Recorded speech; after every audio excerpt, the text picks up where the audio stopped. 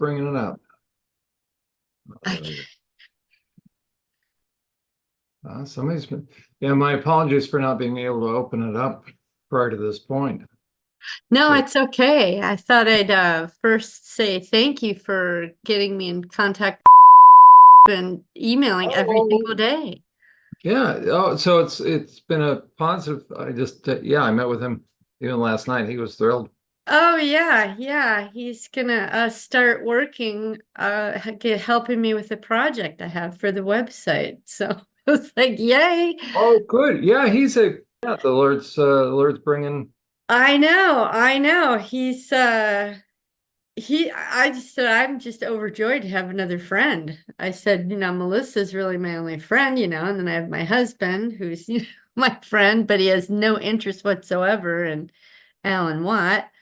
Um, but I couldn't believe it when he said, "Hey, can I read something to you out of a book that a guy that I've really followed over the years?" And I said, "Yeah." mhm. So he read it, and I said, "Who's that?" He says, "Alan Watt." I'm just staring. He says, "Oh," he said, "I've learned tremendously," because I also mentioned, I said, "You really have a good grasp of a lot of stuff," and so he attributes it to Alan, and that's when I thought, what, I think I need to connect the two of you because I had never heard of Alan prior to you. I know most people haven't. And that's when I said, "Hey, I happen to know somebody that did the transcripts." He's like, he's starstruck. You know somebody? I said, I "Yeah, know, I know. I was 17 like years." that. Really? I said, "Yeah." So it was like you're on the Walk of Fame, and he says, "Oh, do you think I can meet her?" Oh yeah, no, see, I was like that when I met Melissa. I'm like, oh my God, you're Alan's wife. Oh my God. Because he's just I mean, I don't even know how to describe him. He's just really, really helps you to wake up, really, just to wake up to see reality as it is. So anyway, so the next night, still everything was quiet, and I went and beat on the bag. Now there's been an evolution in this beating on the torso. Is Chris got those rubber knives I told you about, right? Well, I started using them. Yeah, frick and frack. Yeah. And they're showing me different stuff now. It's like, wow. And then today, well, yesterday it started a little bit, and today Pumpkin was showing me, when you swing that bat, you can jump up in the air and switch your feet and come down. And so they're showing me how to move my body with it. And so, like, it's becoming more and more real that these people exist in me. It's like I know that they do, and I experience the feelings and the memories and writing the journals and all that, but I look back and I still, after 58 years, think, is that really me? Did that really happen to me? And I don't ever think I'm crazy, and I don't ever think it did not happen, but it's still so, it's like distant somehow. It's like not, and maybe it would be different if I was remembering this at 25, but I'm like, for 30 years, all this has been in. I didn't know that's who I was. I mean, not what, my whole identity, but I just, so it still trips me out. And so when I was doing that today with the torso, it just like became so much more real. I was like, I didn't know you could do that. I mean, because your blows are much harder when you jump up and come down. I was like, holy crap. So that was fascinating. And then, Isn't it yes, interesting? It would be like, or using the term, you're getting into a flow state. I guess so. Yeah. And then Huh. yesterday, day before, Chris was drinking again, getting a little more uh annoying. But before he came home and any of that happened, it was probably 4 or 5 o'clock in the afternoon when Chris, and I can always know when Chris is home because Dixie will start getting all excited. But I noticed she was like walking really weird. And then all of a sudden she started stumbling and like leaning and like kind of, it was like she was having a stroke or something. And I started freaking out. I'm like, oh my God, what is wrong with you? And so I pick her up and I'm like, no, no, no, don't be sick. What's wrong? And so I'm thinking, do I need to take her to the vet? What do I do here? Is Chris gonna freak out if we're not here when he gets home? And Dixie is his baby. Oh my God, if something happens to her, he'll be crushed, I'll be crushed. So I set her down again and she's still like stumbling and walking sideways. And I'm thinking, this is a big deal. This is like a neurological thing I'm looking at here. So I pick her up again and I started crying and I was like, oh no, God, no, you have to fix her. You have to fix her. And I set her down again and still the same thing. And I'm just crying and crying. And I picked her up and I said, Jesus, please, you have to fix her. You have to fix her. She's my baby. She's my joy. Please fix her. And I'm begging Jesus to fix her. And I set her down, Jon, and she was fine. I went, oh my God, my prayer got answered. And so I just cause just it was digesting that, right? And then Chris comes home like a half hour later, and I didn't mention anything because I thought he's gonna worry unnecessarily. And I was like, oh my God. And so I'm just digesting this panic and all this stuff. And so he's having his beers in the garage, and he comes in, he turns on the TV, and he starts watching the protests at UCLA Oh no. on YouTube, right? So it's getting him pumped up. Yeah, And it so is. I'm kind of in this, I didn't even realize I was a triggered state from Yeah, Dixie, but I was. of course. I was kind of in shock, just staring at the television, not really absorbing it. And now we've got two juxtaposed things like, oh, Right. And so I turn it off, and Chris, oh, come in here and take a look at this. So I turn everything off. I thought, I'm just sitting here being a zombie anyway. So I went in there and I sat with him. He's like, help me try and understand what's going on here. And so I'm explaining to him basically what Alan would explain to me. I said, it's all orchestrated. It's paid for by George Soros. It's happening across the world. I'm going on, and he can't get it because he's looking at it from the bottom up, and I'm trying to tell him from the top down, and he's like, blah, blah, blah. And it's all this energy. And I looked at him, I said, Chris, I said, I have a mild headache. I said, I don't really know what's wrong. I said, but I just need you to bring the volume down. I can't deal with this high energy right now. And so he did. And I was like, okay, right on. But then 20 minutes later, ramped back up again. I said the same thing again. So we were back and forth. Now, while we're going back and forth like this, right? All of a sudden, I start seeing myself. I'm underwater, there's a hand on my head, and I'm holding that hand, trying to get it off. And I'm seeing the bubbles come up. And so while Chris is having his rant about the protest, I'm fucking remembering being drowned. Like, are you kidding me? just out of the blue, all of a sudden, this memory. Yeah, yeah. And for some reason I was okay. I said to my parents, I said, okay, I know this is coming up now. Chris is having his thing.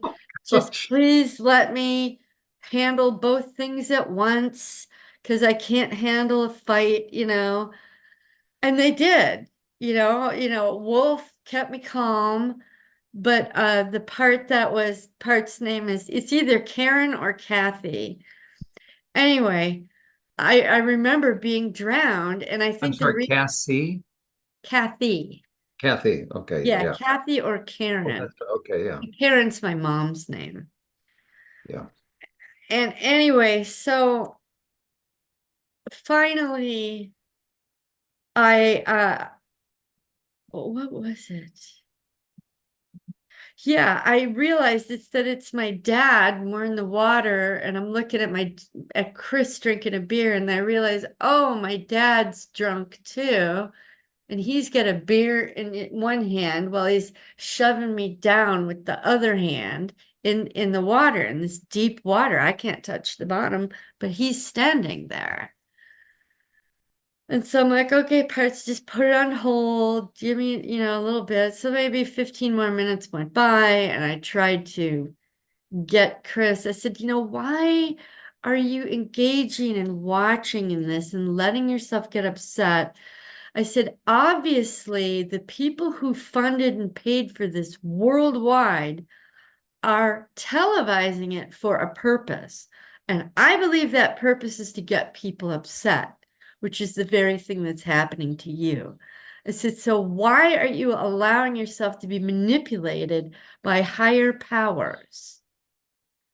And he's like, well, and he hates to admit that. He hates to admit that the television triggers him, creates emotional reaction. He hates to admit that he's been duped or suckered or manipulated. He can't confront that. And I said, so finally he turned it on. He said, well, is this what you was? So he finally turns it off and puts on another type of YouTube he likes to watch is off-roading. And he'll watch people go camping, and it's very calm, very calm. I was like, thank you, God. And so he got all settled, and I said, well, I need to go lay down because my headache is a whole lot worse, and I just don't feel good. And, I don't think you're going to get an answer to your question about the protests. I said, I've told you what I think. you know.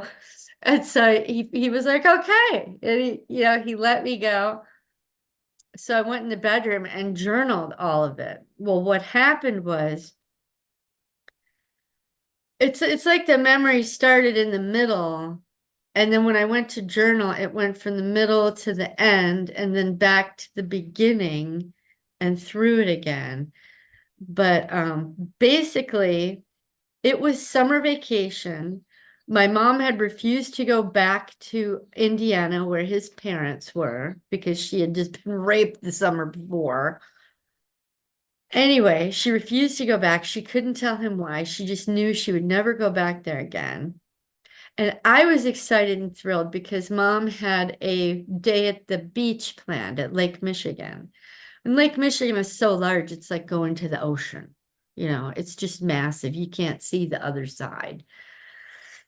And so me and my sisters, we all got ready. We got in the car. Dad went with us. Our neighbors, Marianne, Bob, Kevin, and Nan, they went too. We all went there and we set up and all of the children, we were playing at the edge of the water, just having a great time, just laughing. And I remember feeling free and playful. And just like a kid should feel, because I knew we weren't going to the evil place. And I knew we weren't going to be at home where dad could hurt me. And Three Lakes had not happened yet. So I was happy. All of us were happy and we were playing. And I remember even at home before we left, I was joyful. And I remember dad looking at me, giving me this look like, I don't like that. I don't like that you're happy kind of look. It was weird, but I just told myself, don't look at him. Stay happy. Don't look at him. Don't let him make you unhappy. And he did the same thing when we were at the beach at the edge of the water. And he, of course, him and Bob were drinking, and it got to a point where he realized he didn't like that we were having so much fun. That wasn't okay with him. He was ticked off because he thought we should be in Indiana. He should be able to be getting his jollies off. He should be able to do his evil deeds and get away with it, blah, blah, blah. And you could just see it all stirring up in him. And so he gets up and he comes to where we are, and all the children kind of froze. And dad's like, what are y'all doing? Blah, blah, blah. He's got his beer. He's all belligerent.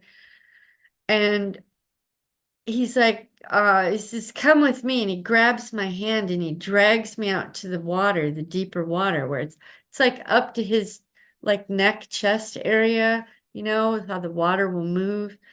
So he's not being bothered by it. He's sucking on his beer.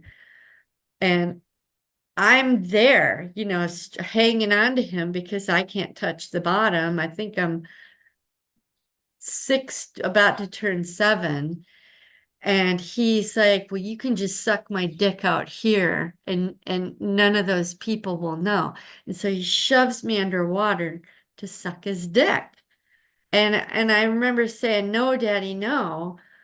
Or no, on the way out, one of my sketches, I did 3 sketches, but I said, what did I do? What did I do? No, Daddy, no. I was saying, as he was dragging me out, I was like, what did I do wrong? What did I do? What did I do? And then when he's like, you can suck my dick. And I was like, no, Daddy, no. And he shoves me under. And I just remember grabbing his hand and trying to get back up. And I couldn't. And I couldn't even get near his dick to even attempt to try that. And I was just freaked out. And he was drowning me. Now, I think that Marianne and Mom noticed it and I was saw gonna, it. yeah, okay, okay. Right. And I don't know what the hell Bob was doing. He was just drunk, probably froze or something, because he was like Dad's lackey. He was like Dad's minion, kind of.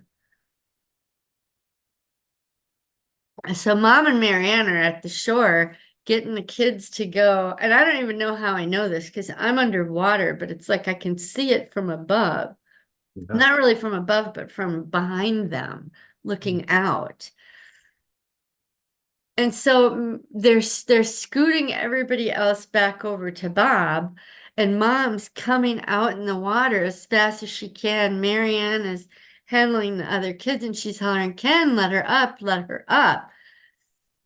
And he's just blah, blah, drinking his beer. Oh, shut up, Karen. You don't know what you're doing. And I think he let loose something about, he wanted to it's like he had this desire to perform his evil deeds in front of the world, yet hidden at the same time. It was like That's a psychopath. some secret, yeah, That's a twisted, psychopath. whatever. Put it right out And there. That's he right. let me up and he was pushing Mom off. And then he pushed me back down again, and Mom is fighting with him. And so finally I'm underwater, just looking at bubbles come out of me, freaking out. And I think Mom grabbed my arm or a leg. I think she got my leg because I was fighting him with my arms. I think she took my leg and dragged me away and dragged me to shore, and he just kind of sloshed his way back to shore. And so we all, everyone was freaked out. Everyone was crying. I was like kind of, coughing up water and stuff. And Mom was trying to, pat my back to get me to breathe. And so I finally got settled down, and the other children got settled down. And Marianne screaming, she, Bob, you keep that motherfucker under control. And Dad screaming at Marianne, you shut your mouth, you bitch. Um, And I just remember I started walking backwards away from the whole group, and I kept walking backwards. I think I was going to try and sneak away from everybody, like run away, just disappear. And Dad saw me and he says, where the hell are you going? And he gets up and he walks towards me, and Mom's trying to stop him. But she was like maybe 5 or 10 feet behind. And he reached me and he did a roundhouse kick, and he kicked me in the abdomen under the ribs in the like the intestinal area. And I just went flying backwards and my head hit the sand. And Marianne and Mom and Bob finally came and pulled him away. And Bob and Mary Ann took him. Mom came for me. Dad shoved off Mary Ann, and she's just cussing at him. You motherfucker, blah, blah, blah. She's just vehemently hating him. Bob's like, man, you need to calm your ass down, blah, blah, blah. Can't be doing that shit here. He says, like, it's okay somewhere else. you know. And so mom, got me up and moved, and Marianne and mom decided, Bob, you're gonna stay with Ken here until he sobers up. Get rid of all this fucking beer, she says, and we're taking the kids home. So me, mom, all the kids, Marianne and mom, we drove home. And mom, cleaned me up. I think I vomited a couple times. She cleaned me up when we got home, put me in my pajamas, put me in bed. It was probably still maybe 4 in the afternoon. All the other kids How were, did, how did nobody else on the beach see this? I don't know. I'm sure they did, but no one approached. I didn't even think of that. I And just how did remember, your dad know how to do a roundhouse kick kind of I thing? don't know. I don't know. That's not normal. I just remember my whole life as a young kid, and from time to time, Angie or Mary or mom would bring up, and they would say, you remember the karate kick at the beach, right? When dad kicked you. And I'd be like, yeah. But that's all I remembered was the kick. I never remembered him dragging me out to the water, drowning me to get a blowjob, or the whole scene involved, or even after I got home. And, I think it was maybe 2 or 3 hours later, mom brought me in I think it was tomato soup and crackers. And I had a little bit of it and puked it up and just had terrible, mom thought it was my ribs that were hurting. And I guess I thought it too, because I didn't really differentiate. It was just all in the middle, Internal but it bleeding. was my GI tract that was screwed up. Yeah. And so I had terrible gas and pain throughout my GI tract for days on end. And last night, or that night when I remembered it, I wound up sitting on the toilet and I had diarrhea for about 10 Wow. minutes. There Yeah. it is. Body keeps a score. And felt it. Yeah. And then I thought, oh, wow, I hope this doesn't last all night. And, Yeah. and it really didn't. As I was sitting on the toilet having this experience, I was talking to my parts saying, Karen, I want to call her Karen. I think what dad said was, because he knew my sex name was Kitten, and he'd call me Kitty Cat. I think he called me Kitty Cat Kathy. So I wrote in my journal that her name was Kathy. But as he was dragging me out there, he was pissing and moaning about, yeah, my own fucking wife, Karen, she won't give me a blowjob, so you will. That was part of the things that he said. So it was, I think, Kathy that was dragged out there and terrified, and Karen that got drowned. And then after we came out and we were on the beach and I got kicked, that's a different part called karate kick. That's 3 parts for that one incident. Yeah, right? Yeah. So yeah, it's yeah, Kitty Cat Kathy or Kitty Cat Karen. He wanted to turn Kitty Cat Kathy into Kitty Cat Karen because his Karen wouldn't do it. I don't know, something like that. So she's got like 2 names. But I was talking to her on the toilet saying, I am so, so, so, so sorry you went through that and how terrifying and oh my goodness. And I was saying, thank you to all the parts for not going off and releasing your rage against Chris, because I know he's in there drinking a beer just like dad. And I said, thank you for differentiating. Thank you for being calm. And Wolf piped up and said, that was me. You're welcome. You know, you know. And Is it Wolf that had to learn in front of the the dog? cage, the dogs, yeah, I had to learn to be calm. And I don't know if I ever told you this experience. I was like 30-ish. I had just come living with a guy, and I went out back into the backyard area. There was no enclosure, it just led into the alleyway. And I was out there, and all of a sudden, this huge German Shepherd, mean, barking, and came at me. And I was like, holy shit. And here's what I did, John. I know now it was Wolf that did this, but I didn't know it at the time. But I went like this, I went, and I just went perfectly calm. And that dog stopped 2 feet in front of me, turned around and walked away. And I just stood there. And after he was about 50 feet away, I lowered my hands and I went, holy shit, how did I know to do that? To this day, I never knew how I knew how to do that until last week.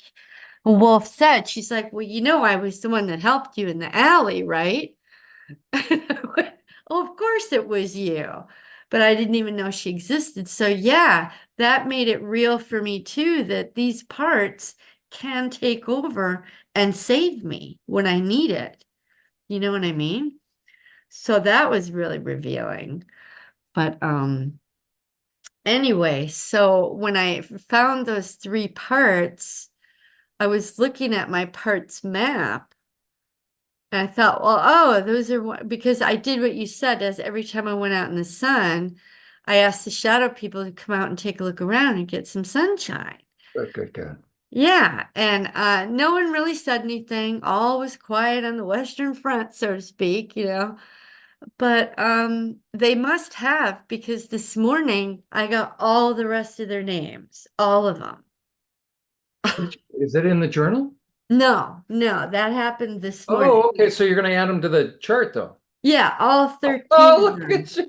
That's great. All 13. I was Really? like, are you kidding me? Yeah.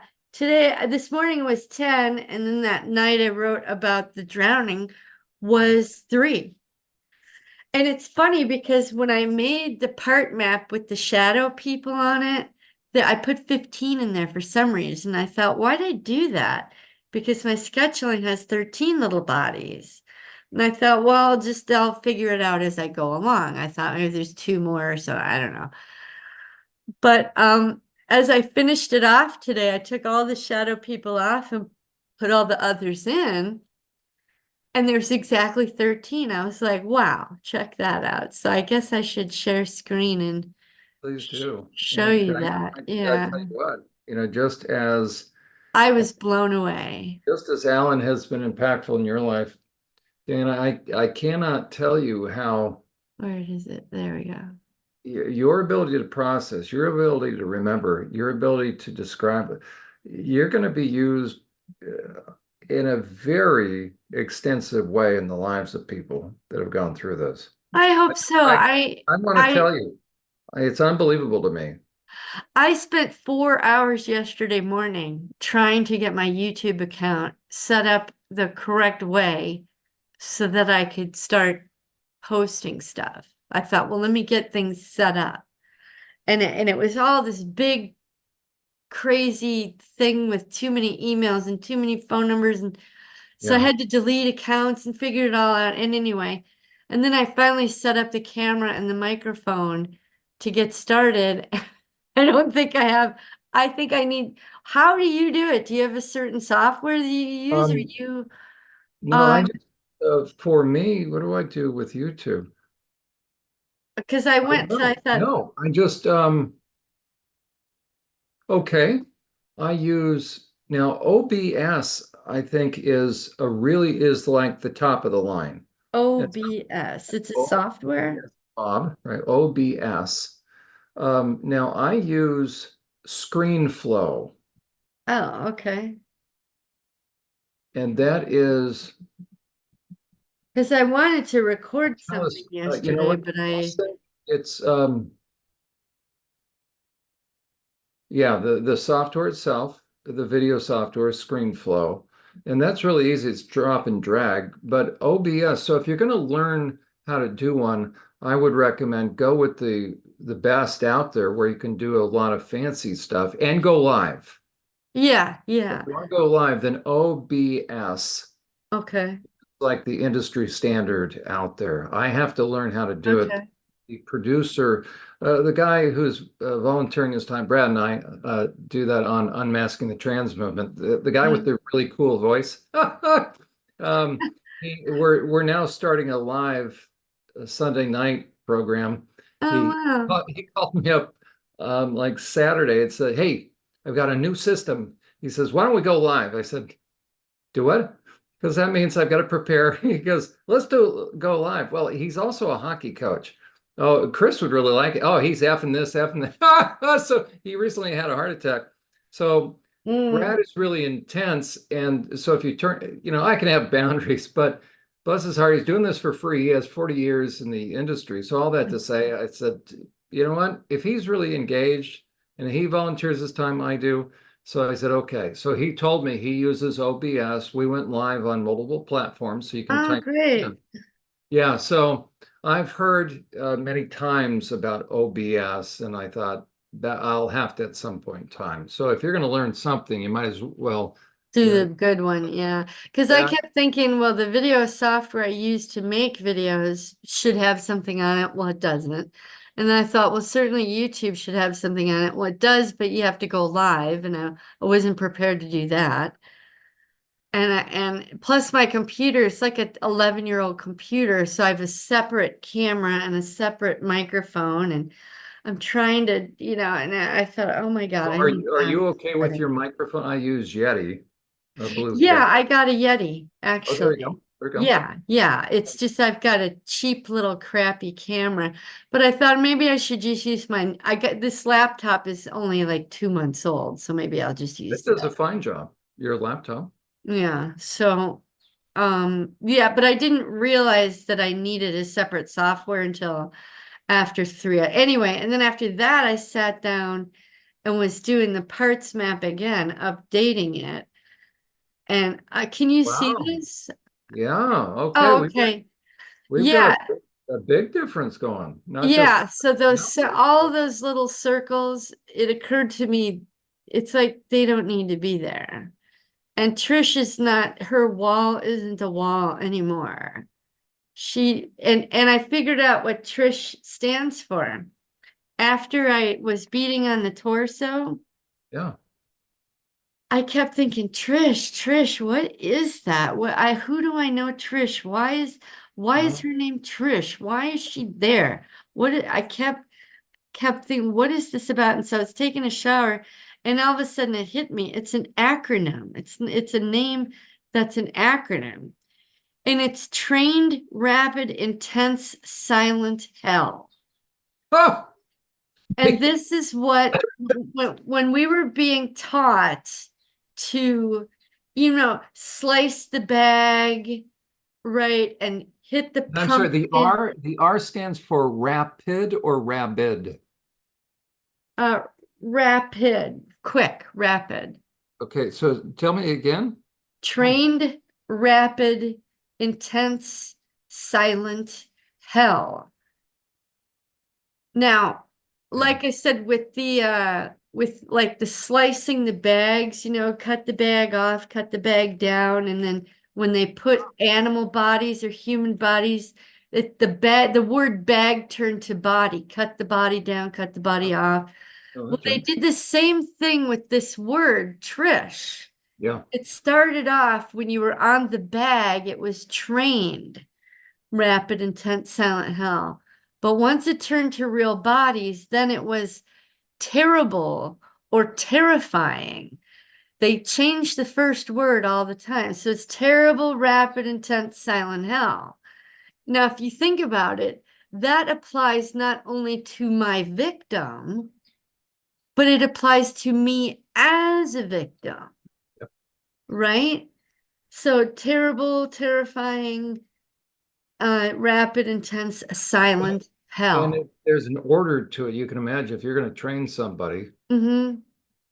And that was either it was spoken like a chant in the background when we were training, or you could see it on like small little posters placed around the mess hall or different buildings we might be in and out of. But that's what Trish is. She knows if you're going to receive the hell or give the hell, So that, yeah. right? And so anyway, um, but yeah, the wall is not a wall anymore. She let the wall down. Is she really? Yeah, because when I was messing with this, she's like, you can get rid of the wall now. Really? Yeah, I was trying to make it a different color, but it wound up like gradiated or Yeah. gradient color Yeah. or What something. then? But you could see this area, like here's the fear. Like here's some three new parts. I'll get into that. But all these killers were afraid and all the victims were afraid. So these are victims, these are killers. And here's the authority. Sarge moved location from here over to here. Do you know why? Because she is the authority figure. She tells these people what to do, Yeah. right? Over here are the spells. These are Corky moved, and Wizzy, they're no longer by the devil. They started off there, but now they were under spells. Just like Crystalline and Leah, I'll get into them. And then these were the rebels, which you're familiar with them. And the passive people are this line. But over here are the downers, like the drugs downers. There's zombie, shotgun. These are the drugs and the activities that are passive and all that. But there's still passive here, but over here, the uppers, the drugs that were uppers. This is the joyful, playful, happy girl, and I'll tell you about all the other people. So that's how things changed, is these lines got their names out here, and these inner areas have their names here, if that makes sense. And Yes. Kitten and I noticed, Sailor are never touched. yeah. I noticed Sparky, there quite a shift. Yeah, because I thought, well, he's under a spell too. He put me under a spell, and together, I needed to ask you again. You did say that I should read aloud the Bible with him, right? I think that would be really good. Okay, all right. I Yeah. just I couldn't remember because he didn't want to hear it, so I had to just check again. Yeah. Okay, I don't know where to Yeah. start. Yeah. I guess I'll start with where is oh, I guess Kathy. I suppose I need to put a Karen. Karen was the one drowning. I guess I need to update that, but Kathy, I guess, Yeah. Yeah. slash Karen.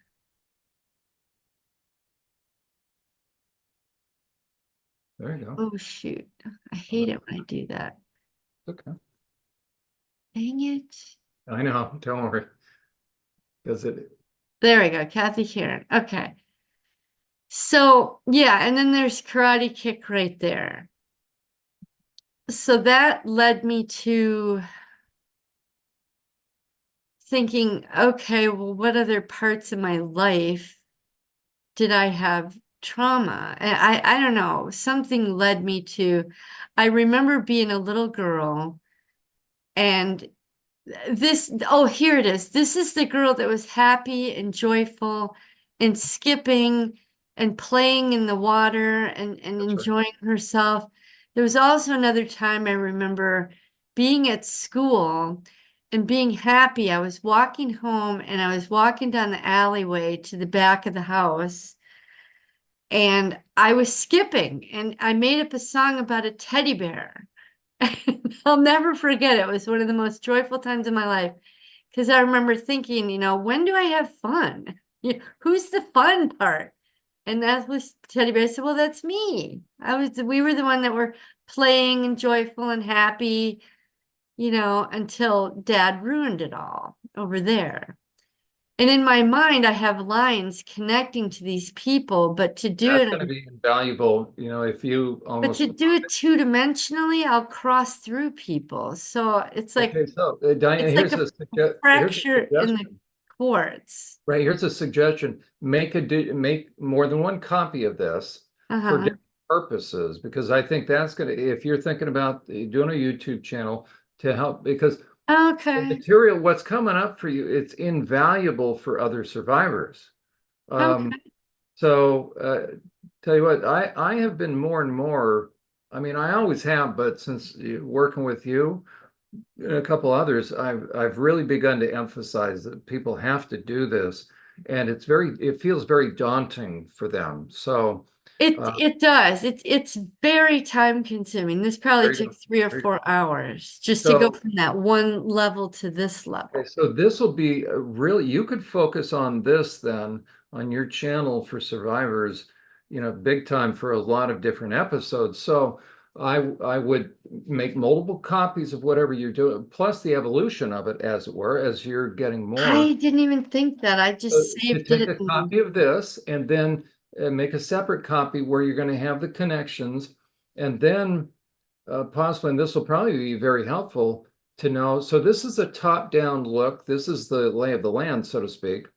yeah, But then it's like to, as it were, turn it on its side. Now you're going to get depth. So mm-hmm, that'll be a whole mm-hmm. nother thing. Um, that'll be Yeah.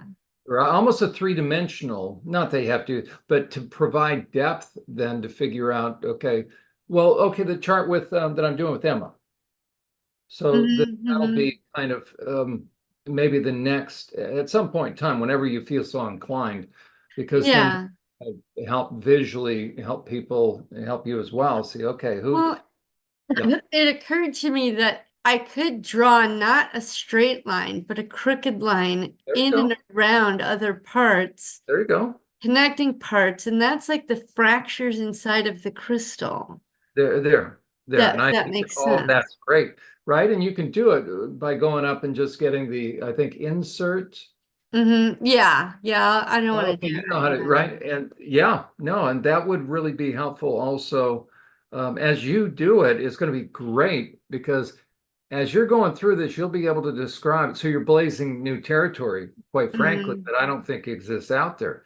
So Oh, to be wow. able to help so it'll be great because you're going to be telling people what you have garnered, what you have gained. So it'll be, first of all, really therapeutic for you to find out, okay, who communicates with who, Yeah, doesn't. yeah. To Well, if find out, you could send me back the copies I sent you, because I just wiped out the previous ones. okay, yeah, there you go. So I still have that. Okay. Um, yeah, you want to be able to keep these different versions to help people, Okay. Yeah.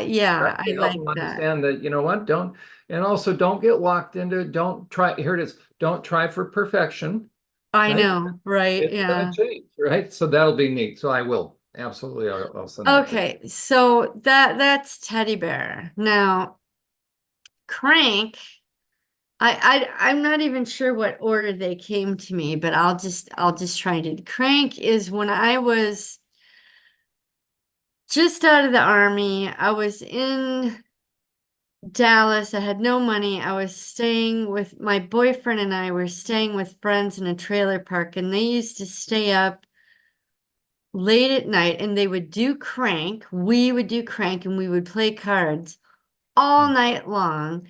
And then I would do more. It's an upper. And then I would go to work and work all day. Oh And so God. we were just like drugged. And I totally forgot about that drugged person. But that's what she did. She just would snort this crank, play cards, and then go to work. And I remember I worked at TCBY, which is the country's best yogurt. And now and so that's in the upper section. But over here in the fear section, this is yogurt. That's where I worked. I was a manager of TCBY, a yogurt shop. Now she was constantly afraid because she didn't make enough money. I finally left that guy. Well, actually, I got the job while I was doing this. After about a month or so, I realized this is not a way to live. I left that guy, went and got my own apartment. I was in constant fear because I didn't make enough money. And so what I would do is I would go to work. I would eat yogurt with fruit for breakfast. Mhm. And then I would eat yogurt with candy for lunch. So I guess yogurt talked to hot dog quite a bit. Um, and um, and then I would go home and have either chicken or hamburger, the cheapest meat I could afford. And so for like a year or two, I was just broke and scraping by, and I was constantly afraid that I wasn't going to make it. So that's yogurt. Then Yogurt got a job at TCB, or no, Blockbuster Video. Oh gosh. And that's where I had the shooting. Yeah. So Yeah. that's what this is here. I guess I should probably show you. Yeah. Oh, dang it. Hate That's okay. that. I know. I know. Right. It's I just. probably should lock it in or something. Okay. Okay. All right. But You want to this make was, another version? You want to just do save as and then call it, well, version. here, I'll show you. I can show you the parts from here Okay. Okay. because it's just the individual. Where's Purdy? Yeah, I called him Ken Go Purdy. straight Yeah, up right there. because my security guard's name was Ken Purdy. He was a Okay. black man, but I couldn't find a picture. But I remember after coming out of the office. Now it's funny because as I was standing there before all this happened at Blockbuster, I was standing up there and it was a busy night. And something inside me, which would have been either Gut or Claire, probably Gut, because she always tells me when something's going to happen. Is My, Claire short for clairvoyance? yeah, yeah. Okay. She said, get the hell out of here. Go to the office. Just go to the office. And I was like, well, no, it's busy. And I was like, well, I guess I need to count this drawer. So I was like, okay, I took the money drawer out, went to the office and counted it. And that's when the shooting happened, is when I was in the office. Now, when I came back out and oh God, the other day I remembered those two people's names and now I forget them again. I should have wrote them down. But anyway, the little black girl that was screaming and hysterical, she was one of my employees. And then the young Asian boy, he was just in shock. And I remember I took him to the back room and I gave him water and I made him sit there. Well, before I did that, I went to Ken and I knelt down at his side and I looked at him and he had bubbles of blood coming out of his mouth. And I knew that was bad. I knew that it had to be from holes in his lungs, that he was belching, not belching, but when you have blood coming out of your mouth with bubbles, it's a big deal. And when I remembered that, I started to remember other dead bodies, except they were the ones that I had killed. Yeah. Yeah. Like just a flash of maybe 4 or 5, and then it went away. Yeah, So and you know that's what what? Actually, this I know this will be an represents. since we're talking about this, it'll be an interesting, so kind of ponder this to be able to give yourself permission to say bodies that I was forced to kill. Oh, okay, yeah, that's much better. Yeah, bodies that I was forced to kill. So Because that's, that's the reality. I think oh, that'll I be I the help, agree. I right? agree. To be able to make that shift. I think it's going to be really important to just reinforce every single time I was Yeah. forced to do it. And the way you can prove that to yourself is if you had been given a choice. Oh, I would not have done it. Yeah. There. Okay, so I think just that shift of vocabulary is going to begin to Okay, help it sink in. I'll do that. So Yeah, this reminded me of bodies that was forced to kill. there you go. And that's because Sarge, so I Yep. need a line connecting these, well, to these anyway. So that is yogurt to Purdy. And then, With this chart, Dana, you can see how what may have to happen is you can enlarge the circle. Maybe, I mean, you'll have to, in order to talk about it, of course, you'll have to, right, adjust the size, but to be able to make the circles larger, the oh, here we go. Here we smaller, I go. mean, you'll know how to do it, and then you'll be able to fit the lines in there. So it's certainly Yeah. still going Yeah. to be a work in progress for you. Yeah. So, but that was like in my early 30s. Now, Debbie, I remembered this chronologically, but I'm not telling it to you chronologically anyway, Well, and then you know because what? And then I'm you can do your forgetting. timeline, right? You could do your timeline and Oh, right. I keep forgetting place. about that thing. Yeah. So Debbie is when I was 14, I got a job in a restaurant called Mondo's Restaurant. It was just a family style restaurant, burgers, fries, spaghetti, roast beef, American food. I started off as a bus girl, and then I was a waitress, and then I was a cook, and then I was assistant manager, and then I was a manager. When I was a cook, I worked with a girl named Debbie. She was on her hands and knees. She had the deep fat fryer, the table pulled Oh, forward, and she was cleaning the floor behind it. And she decided to wipe the power cord because there was grease on the power cord. And when she did that, it made the deep fat fryer, which was on and boiling hot, 350, 400 degrees, it slid off and it poured on her oh, skin. And I remember she stood up screaming and she ran outside and I followed her and she went to the faucet against the wall, turned the faucet on. How she knew to do that, I don't know. And she laid under the cold water. Now it was wintertime too. And she laid under there and I was holding her and John, we had polyester uniforms on. And oh, polyester was melting into her skin. oh, And I said, Debbie, we have to get this off. We have to get, and oh. she was ripping at it off, and I was helping her take it off.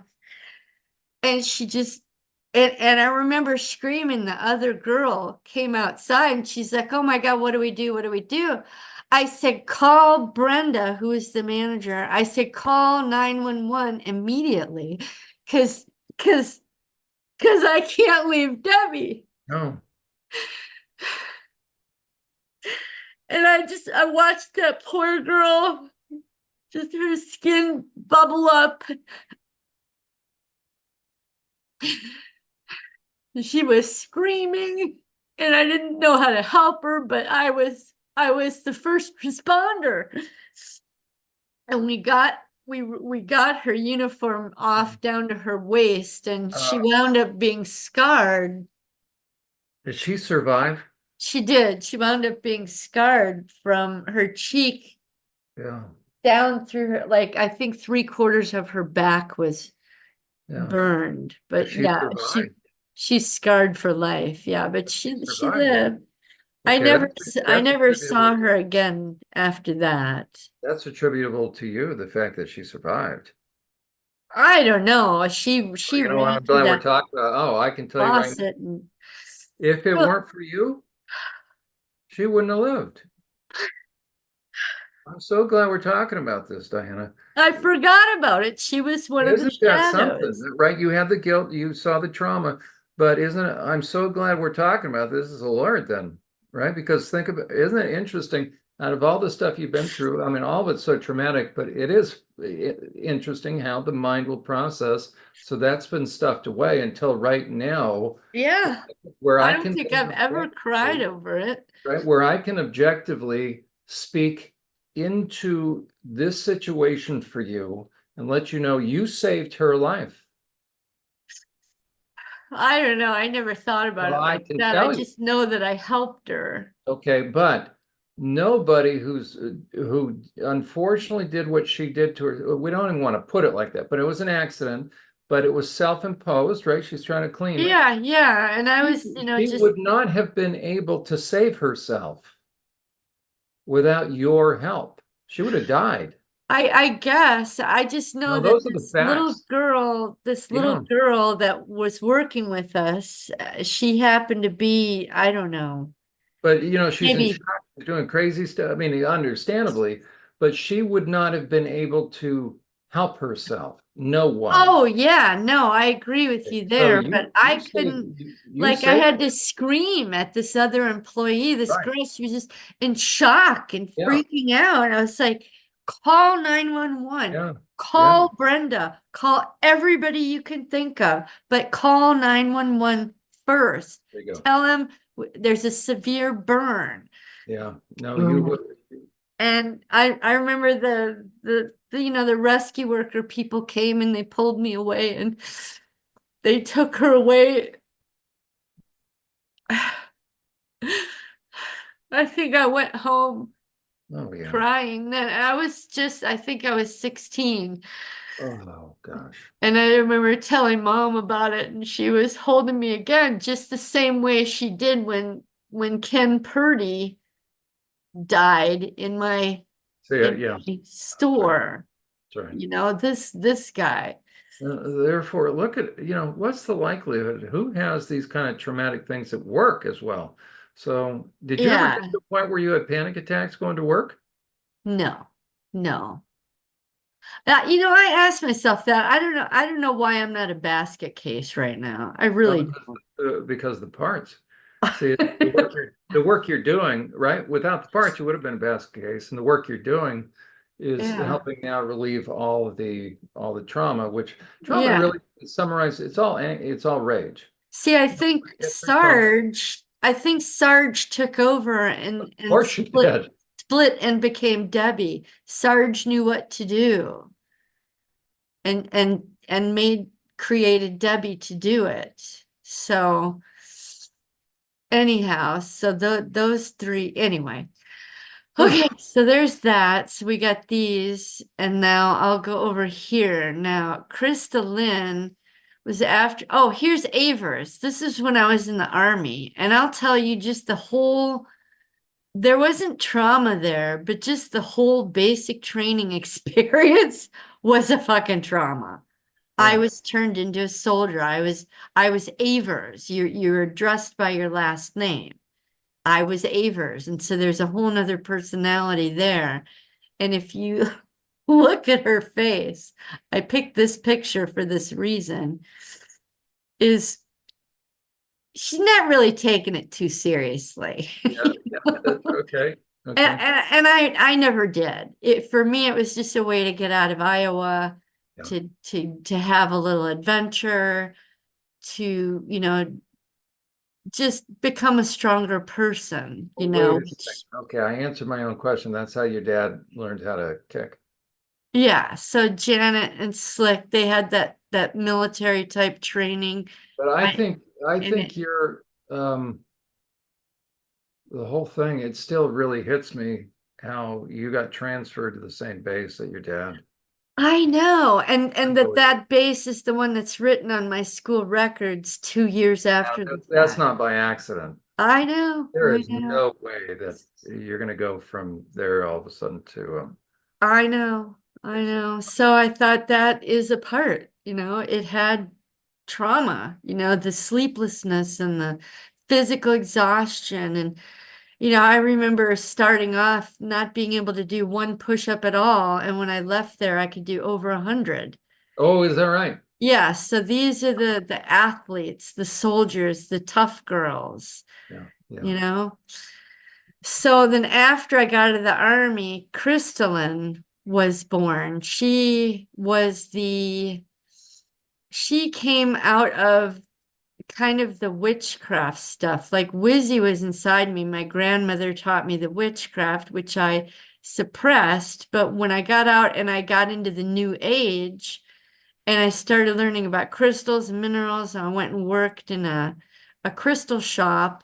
Oh, Did okay. you watch my interview yet? Um, not yet. And that's not due to Okay. lack of interest. I want to be I able to. know. I figure it's just time constraints, but if you watch that, you'll get a lot more detail about that. Now, there wasn't really any trauma there. It was just an evolution from Wizzy to Sense? Crystalline, the girl that fell in love with crystals. And now, when I was working in that store, I literally took on an alias. My boss, who was a new age, kind of whack job, uh, she told me to pick a new age name. And so I thought Krista and my middle name Lynn worked beautifully together, Crystalline, right? Oh, Um, So that Now, crystalline, why did your boss want you to? That is pretty strange. You can't do that to I him. don't know, but ultimately, see, she wound up living with me because she didn't have a place to live. And Huh. I remember well, you'll get this in the interview. She Yeah. was doing these healings on people in my house to make money, for us both to make money. And I remember after one of the people left, she had told the person, she said, see, look at these two candles. See how the one burned down faster than the other? Well, that means that some healing magic worked and it pulled, it was somehow this candle that burnt faster was somehow significant in the healing. And after she left, I looked in the room and I said, and her name was Star. She named herself Estrella Fuentes, meaning flaming star. I said, Star, you do realize that that candle is burned lower and quicker than the other one because it's underneath the air duct. And that's when I realized that she was conning people for money. Okay. And how So valuable? I Some was point, under I was that's under her spell, yeah. just like Wizzy was under my grandmother's spell. Corky was under my dad, my grandparents, my dad's spell. Crystalline was under the spell of Star.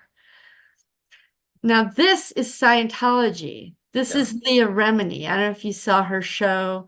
I haven't seen, but I've read And about her. we've talked about, the bullshit that's Scientology. I went there looking for truth, looking for help, and I wound up being put under another spell. So that is, I've heard the connection between Scientology and the CIA and stuff.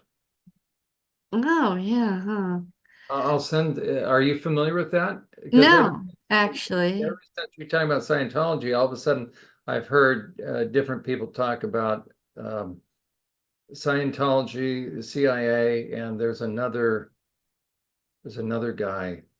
But it's been that just if we hadn't talked about it, I wouldn't have caught the fact that they said, "Oh, Scientology and the CIA, L. Ron Hubbard," and it's like, oh, Oh, okay, oh yeah, I remember telling you that L. Ron Hubbard had connections with what's his name? Pearson, the guy who ran JPL, and they used to yeah, do okay, there you go. But that it's that interesting. sex There's a magic couple of stuff. programs that are talking about Yeah. that. So these are the people who were under spells. Okay. And so you're familiar with these. These are what I call, at first I called them the anger people. They were angry, but I realized now they were the rebels. Blue fought under that blood to live. Hot Dog was a rebel because she wanted to just eat Dad's dick off. She was so mad. She she she eats violently. She wants to tear apart his dick with her teeth. Has she had a chance to do any venting out there with the Oh torch? yeah. Oh yeah. Yeah. Good, good. Tripp's the one that was buried alive and just crushed the skull and bones that was in there Yeah, and vehemently hated those children when he got out of there. there you go. And Sadie, I put her here because the crying, she's the one who wants to cry all the time. But like you said, that's anger underneath there. So I don't know her too well yet, but she masks her anger, her rebellious spirit. She was the one that went and told mom about what happened, I think, to Trip. She was the tattletale who got tortured, had her tooth screwed up. Oh, So she learned to not, she was rebellious in that she told, but then turned into tattletale who got tortured. and isn't that interesting, even that term? So, what would be good as far as a prompt to help bring her up, Uh-huh. let her do venting, would be letting her vent about, I'm not a tattletale. I told the truth. So that would be, Yes. and how, And that's why she is close to the okay, truth tellers. there we go. Yeah. And yeah, that's why she's close to the truth tellers. And then make their teeth hurt. She gets to hit them in the mouth. Yes. Well, Oh, I've been absolutely. Absolutely. stabbing. Right? Good. Good. I've been using the rubber knife to stab the torso up the ass, in the Good. eyeballs, in the mouth, Good. cut their throat. I chop Good. their heads off. There you go. I stab them all. Oh, it's beautiful. I Good for slice you. their, I like Scar had to cut open the front of that baby. Well, I'm cutting the Yeah. front open of every perp that I can think of. Okay, wait. You know what? I'll tell you another version, another episode for you. Show people how to do venting. Oh, wow. Okay. Actually, record yourself and let a bunch of them come out. Okay. Because Okay. suddenly you're going to be able to have survivors look like, oh my gosh, because then they get to confront that, is it okay to be angry? Is it, and you'll be able to show them, here's how many times we're switching during this. Yeah. Oh my God. Constantly. Yeah. So yeah, that's why, uh, let's see. Move Wow. these guys up Excellent. Excellent job. and over. Now, this is my gut instinct tells me when it's safe or not, or like when my friend told me to read from the psychology book about sexual abuse when I was 12, and I felt it in my gut and I knew she was right. She That, has all your, she and Claire, these are your intuitive parts. yeah, yeah. Claire is my clairvoyant part. Like sometimes Yeah, I can be interacting with some, like one time I was at a friend's house and I was in their backyard and I was pruning a bush off of a chain link fence. And as I was doing it, a whole story unfolded as to why that fence was the way it was, so overgrown and whatever. And I went inside and I told the person that lived there, I said, well, I got this impression that, X, Y, and Z happened, and that's why this is like that. And her mouth just dropped open. there you This go. was a witch, actually. And she's like, oh my God, you're right. That's exactly what happened. So throughout my life, sometimes when I interact with something, I get the story, just the It's words of knowledge. pictures. Okay, that's a spiritual gift. Susan has that as well. Yeah, so that's why these are Right. by Yeah, Jesus. absolutely. And that's And why just know that the Lord's going to use you very extensively. So okay. if you're going You through keep it, saying that, and then it like kind of freaks me out, but no, it no, but also feels right. in such a powerful way, right? So okay, yeah, I'm glad you just shared that it's kind of freaking out. No, just know that right now you're doing the right thing. You're going through your own healing, but it's really Second Corinthians chapter 1, which says God will extend through us the same grace that we ourselves received so that we can be that same source of healing. We can be that bridge. We can be that hand, that helping hand. Oh, yeah, and help other So people. just Yeah. meaning don't be surprised that in time, before you know it, kind of like Alan probably never anticipated that he would be doing what he was doing. So Oh, yeah. you Yeah. will be, it's just neat for me to see that I can really see how you will be picking up. You'll be picking up the torch from Alan. I hope so. Yeah. See, Yeah, yeah. Melissa really has, So the days that it gets yeah. hard, you're going, why am I doing any of this? It's like Hmm. why you can't conceive right now what the Lord has planned, but Yeah. it's Because just, Melissa's picked up Alan's torch, but she's more, I guess, right brain, logical kind yeah. of, and I feel a little more the other way. But you're a survivor, and so you're going to be able to. It's one thing even for me to do the chart with Emma. It's a whole different ball game for someone in their lived experience to be able to describe it. So Oh, wow. that's Yeah. where you are invaluable. So just the days that it gets really tough, hopefully, let that be your new mantra, like, okay, it's worth it at some point in I time. know. I I know. can't see it yet, I but do say that. right, it's like Abraham, the God called Abram, go to a place I'm going to show you. It's like, Yeah. okay, I don't know right? So it's taking those steps of faith, just one piece at a time, one step at a Hmm. time, just knowing that, okay, I'm heading somewhere. The Lord's going to do something. So Yeah. So Smarty Pants, her first name was IQ, but she's like, no, I'm not IQ, I'm Smarty Pants. I like that. Because we've got an IQ of 136, and that came from God. Yeah, So good. that's why that's there. And dream is, when I dream is God telling me stuff, or my parts telling me. I imagine it's because Jesus wants them to tell me in the dream. Well, and plus too, I don't know if you read my story about the dream where Jesus came and visited me. Was that during the abuse and he stepped in?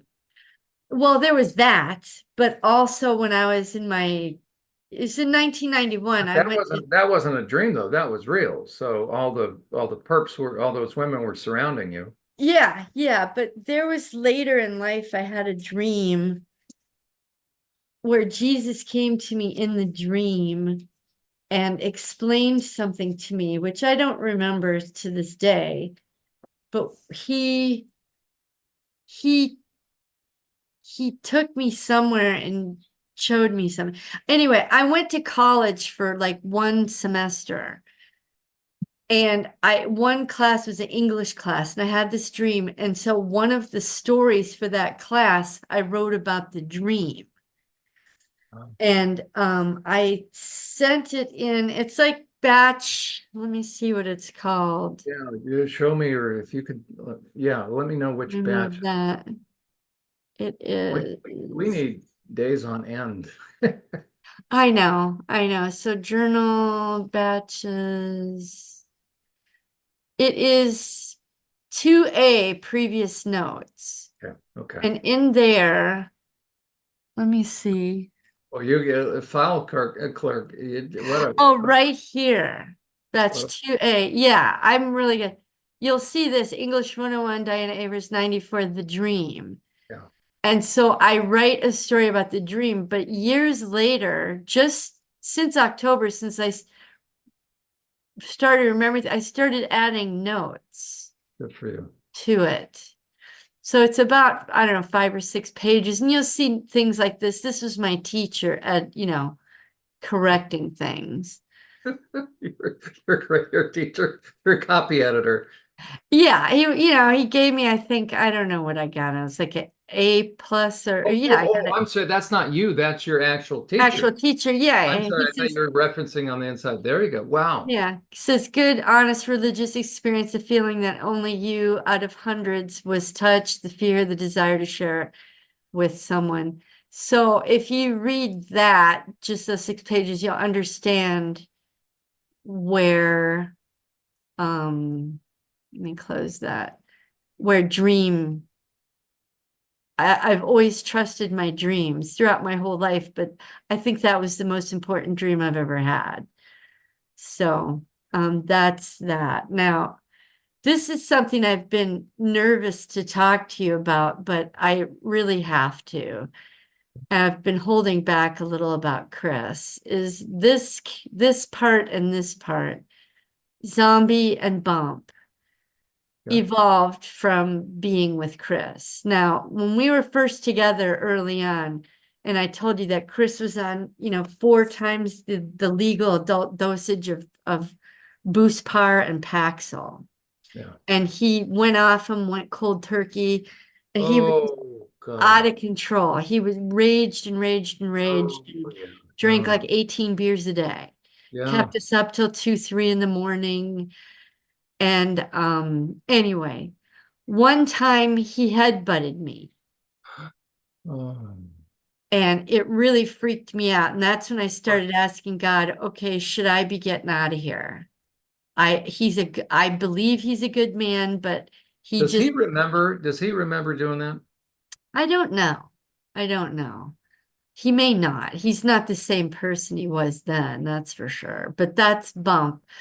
I remember he headbutted me that night. We were supposed to go. I don't even remember what it was about. The next day going to go with brother, his brother's wife, who's not his wife.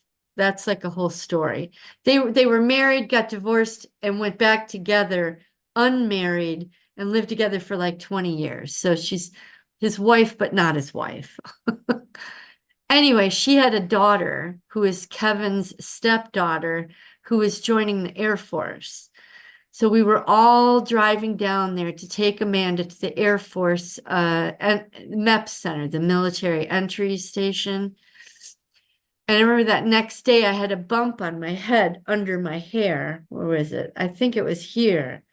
And I was really Wait, conscious. okay, so how did he headbutt you there? No, he didn't do it there. He did it at home the night before No, because I'm sorry, but so it's not on the forehead. it's under the hair. It could be hidden. Where back? Just about right where this one is. So Believe it or not. how did he headbutt you there? Like what first came to mind Well, or is actually, no, you're right. It was right.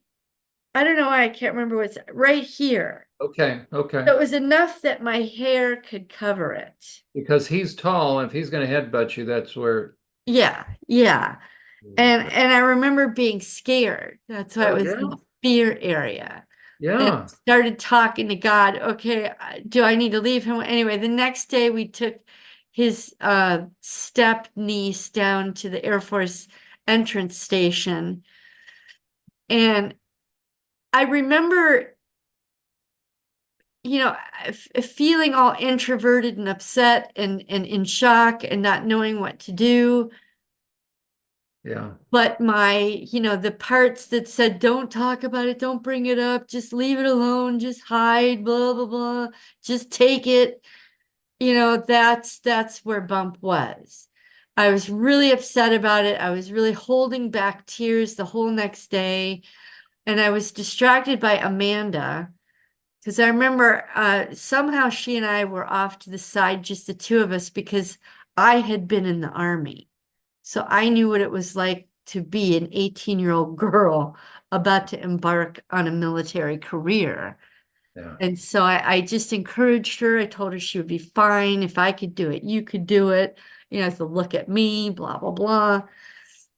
And so that's Bump.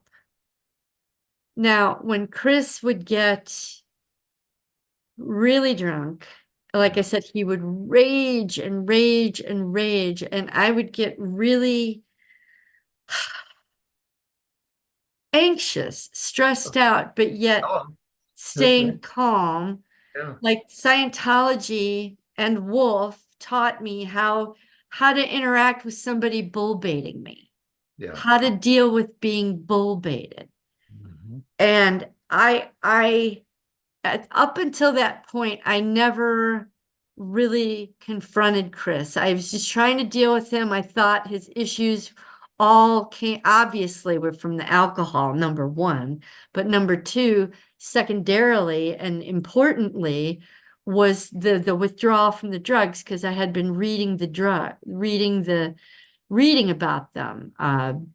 Like I have like 5 books I Right, read. right. Yeah, yeah. So anyhow, I like Chris would do things like I would be in the kitchen area, with the counter is like a U shape. And he would like follow me in there and be yelling and screaming, and he would corner me. Oh, And God. so my parts would kick into gear, and because I couldn't go past him, he would always block my passage. So I learned to jump up on the counter, walk on the counter to get around him. I could always find a way slick, could always figure out how to get up and around. Right.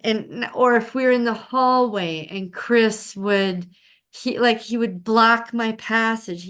He just needed me to be right next to him and listen to him raving and bitching about anything and everything. And, I'd be like, I gotta go to the bathroom. Can I go to the bathroom? And, he just couldn't even he would have to follow me and put all these restrictions on me, and it really would upset me. But it's like I knew he was a good man under all that crap. Well, anyway, it got to the point one day where he had me cornered again. Where did I put?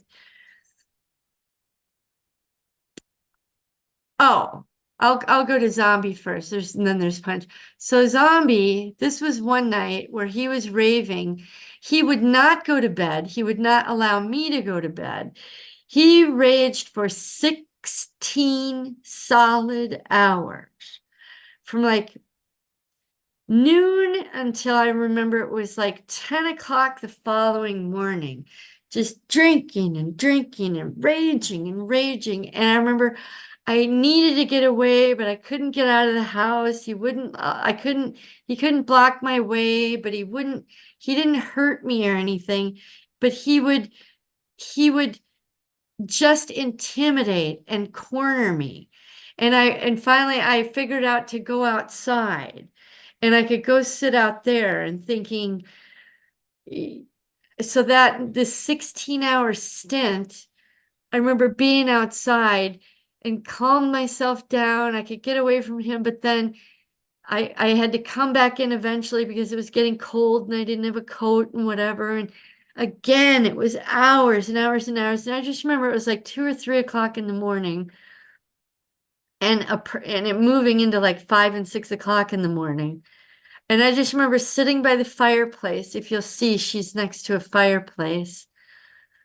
And I lit a fire and I thought, hopefully this will calm me down. And I just zoned out. I remember sitting there rocking, zoning out. I couldn't go to bed. I couldn't be near him. I couldn't be alone. All I could do was just be there. And I just completely introverted in front of the fireplace and just let him do his thing. I guess maybe that was Rocky evolved into zombie. Oh, look at that. And I put them next to each other because Rocky had to hide in those bushes and watch that black mass, watch my mom get raped. And then you've got Wolf had to learn how to be calm. And Shotgun was the one that smokes the weeds. He don't feel anything. And Anne is just dead anyway. And so there was just zombie by the fireplace while Chris just lost his mind for 16 hours. I'll never forget it. I don't even know if he remembers it, but I do. Anyway, so a few years go by. Chris is not doing the 2, 3 o'clock in the morning. He's maybe staying up till 10 or 11. And, of course, he doesn't want to eat because if he eats, then he loses his buzz. So he only eats when he's at the end of his buzz. He eats and then he can pass out. Well, I started putting boundaries on him. And I said, look, I'm not cooking at 10 o'clock at night anymore. I'm not, he also had this thing where he had to have sex every single day. And I'm like, I don't want to have sex every single day. And I remember it was something that Alan taught me about the repetition, that they need to hear it 9 times before it sinks in. So I remember one night, say, I do not want to have sex every single night. I just said it over and over and over and over and over until it sunk in. And so sex went from every single night down to like 5 to 4 to 3 to 2. And dinner, I wasn't cooking at 10 and 11 and 12 o'clock because he wanted a fresh meal. And I'm like, fuck you. Oh gosh. I said, the kitchen closes at 8 o'clock. I'll make my food. I'm going to eat. I'm taking care of myself. I said, I'll make you a plate and stick it in the microwave, but that's what you got. And so he calls that leftovers. I said, it's a fresh meal that is being reheated, but to him, it's a leftover. Anyway, one afternoon, Oh, yeah. I think he didn't like the boundaries I was putting in place, and he had me cornered against this slider door over here and the countertop. And I was under him. I remember Slick was trying to get under and around, but he wasn't allowing it. And finally, I stopped being afraid. And I stood up and I said, fuck you. And I punched him. I punched him 5 times, Jon. And he allowed me to punch him 5 times. He didn't fight back. He didn't raise his arms. He just took it 5 times. And that's when I realized, okay, that's enough. I'm not going to be afraid of you anymore. And that's when I started putting boundaries in. I remember calling my What mom the year? next, How long ago was that? oh, geez, maybe 8, 10 years ago, quite Okay. some time. But yeah, I mean, up until that point, Chris controlled every aspect of a relationship. Beer controlled every aspect of a relationship. Let me put it that way. And all his ridiculous drunken needs when I went to work, I had to text him when I got there. When I was leaving, I had to text him I'm leaving to come home. And when I got home, I had to say, I'm home. And it was like, and that's the time when I was talking to God a lot. I said, this is just like domestic abuse. This is a controlling controller. He wants to know where I'm at, what I'm doing. I couldn't have, even my girlfriend, he said I was screwing my girlfriend. I'm like, because, anyway, he was the typical that guy. And I knew it was not right. I shouldn't be there. And that's when God was saying, no, just hang in there, hang in there, hang in there. You know, you have to, I don't know. I don't know what God wants me to do with Chris. I really don't. But over the years, we've gotten here. So that's where Punch is. So yeah, Chris created three. We got Bump, who is the one who was always in fear of him. He's 6'4". And one thing I realized was when he would get in my face, I'd be sitting in a chair or standing up. He's 6'4", so he's always looking down at me. I thought, you know what, Diana, you know enough about this is Smarty Pants that came in, and IQ and the bookworm said, you know what, just get taller than him. Just stand up on the chair and be taller than him, and you look down on him. And you know what, John, I started doing that, and he would back off. And then I would start telling him truths like, you know what, blah, blah, blah, blah, blah, blah, blah. You don't get to be this way. You don't get to do this. Shame on you. You're bad. This is wrong. You know it's wrong. Blah, blah, blah. So, I should probably, well, anyway, I think that's Punch. Punch just decided to give it back. Yeah, yeah. Um, so yeah, now and here we are. Like when we first were together, I told him for our sex, I said, I don't want to have this, sex with toys and you're watching porn. I never watched porn, I never liked it. And when he would watch it, he would want me to give him a blowjob while I sat on rode a dildo and then there was a vibrator there. So I would have to get him off, get myself off. I had to do all the work. And I was like, Chris, come on. You're a lazy lover. I'm like, what the hell? I want to have one-on-one, body-to-body sex. And he couldn't do it. There was a few times where he did, like something really drastic happened in his life Yeah, where that say that for a guy that speaks to that's the trauma. that he can't Yeah, be that's interesting. compassionate. Yeah. Wow. Um, and by the way, we watched the video. Oh geez, the one you sent me through the email about the fighter jet and Oh, yeah, okay. yeah, we watched it from the 27-minute mark to the end. I guess we were supposed to just watch the prayer part, but we watched it to the end. Well, at the end of that video, it shows the two men who were sexually abused and the Yeah, 80-year-old guy talking about he was yeah. never able to be affectionate with I his totally wife. forgot that was on there. Well, I'm glad it was because Chris listened to it. And the Wow, 80-year-old guy was talking about how he could never be affectionate. And the younger guy did too, now that I think about it. that's right. That's And right. how their wives were cheated out of the love that they should have had, and how they were always angry because they wanted to Boy, have truth that is sinking affection. in. Truth is sinking in, Chris. I know. And that 2 nights ago when he came and was telling me about, he went into the whole military story. Well, he also said, he goes, and I know what those two guys were talking about because I can't be affectionate with you either. Wow. I know, right? So he's not the same guy. The I would walls, tell you the when I cinder met block, him, right? The cinder blocks are coming down. when I met him 20 years in May, oh my God, it's May right now. The 5th is our anniversary. Holy crap, that's 2 days. I didn't even know, Jon. I forgot it was my anniversary. It's going to be our 20-year anniversary in 2 days. 20 years ago, you would have labeled him pig at the number 8 level. Oh, absolutely. With the And head bump. so when I was watching your podcasts, I was thinking, well, he was that way, but he's not now. Okay. So Yeah. I think he was in a pig part.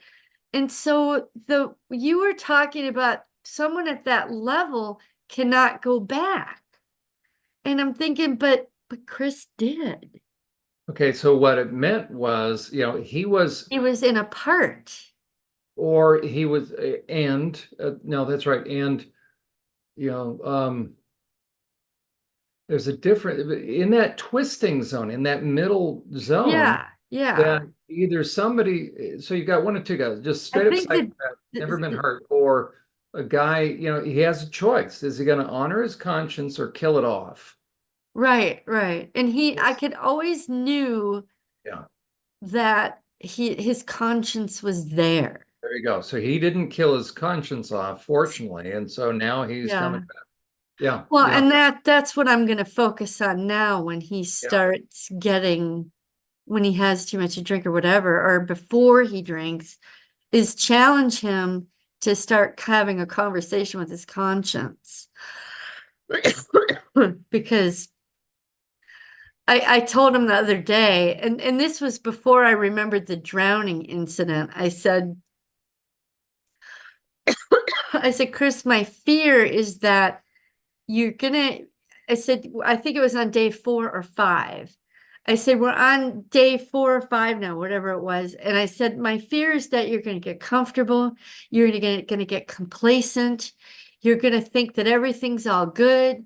And then anger boy is gonna come back. He's gonna slowly work his way back out. And you're gonna turn into anger boy and jackass. And I'm gonna have to leave the house because you can't stop drinking because you're having a drinking day. I said, I need to know that this isn't going to be an everyday thing. And his response back to me was, well, how likely do you think I am going to quit drinking if someone's pressuring me to quit Oh, here we drinking? go. And I said, you know what, Chris, we have done this song and dance for 20 years. I said, Yeah. how many weeks and months and years did I not talk about it? Did I not bring it up? Did I smoke dope from morning till night just to deal with your fucking drunken shit? I said, I've been down this road. I'm not going down this road again. I said, you've got to get yourself under control. I said, why does it have to be every day? Why do you have to buy 12 packs? Why can't you go? My argument months ago is get a 6 pack. Now my argument is why can't you just go get 2 cans? One and come home and have 2 cans and be done. Have dinner if that's what you need to take the edge off. I said, fine. I said, the problem is it doesn't stop at 2. It doesn't stop at 4. Anger Boy starts waking up on beer number 4. I've known that for 15 years.